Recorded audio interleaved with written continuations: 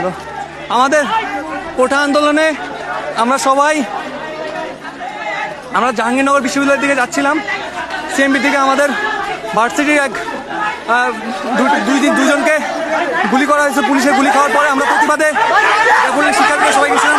এখানে একটা ভাই গুলি খাইছে আমাদের মাঝে, ভার্সিটির এক ভাই গুলি খাইছে। সবাই লাইভটি শেয়ার করে দেন ভাই, সবাই লাইভটি শেয়ার করে দেন। ড্যাফোডিলের শিক্ষার্থী গুলি খাইছে ভাই, পুলিশের অতর্কিত হামলা হয়েছে এখানে। সবাই লাইভটি শেয়ার করে দেন ভাই, অবস্থা খুবই খারাপ শিক্ষার্থীর,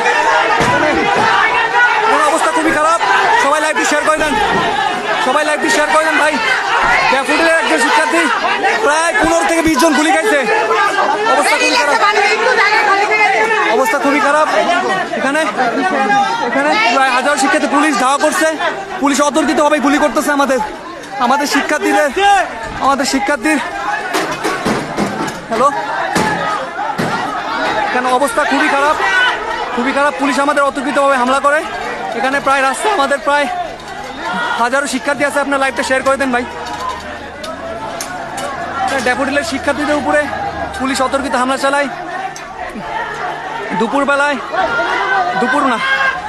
বিকেল 3টার দিকে আমাদের ড্যাফোডিলের এক শিক্ষার্থী পুলিশের গুলি খায়। সেই প্রতিবাদে আমাদের ড্যাফোডিলের প্রায় 15,000 প্লাস শিক্ষার্থী সবাই মাঠে নামে।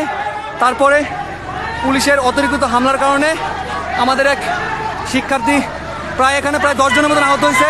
এখানে একজন শিক্ষার্থী প্রায় গুলি খাইছে, অবস্থা গুরুতর। তাকে ভার্সিটি থেকে নিয়ে যাওয়া হচ্ছে,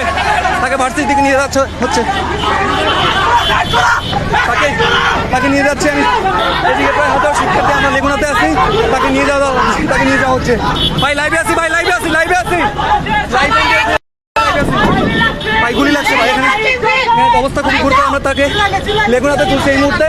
আপনার লাইভটি শেয়ার করে দেন, সারা দেশকে জানাই দেন যে পুলিশ গুলি করছে ড্যাফোডিলের। প্রায় 100 প্লাস শিক্ষার্থী আহত এখানে।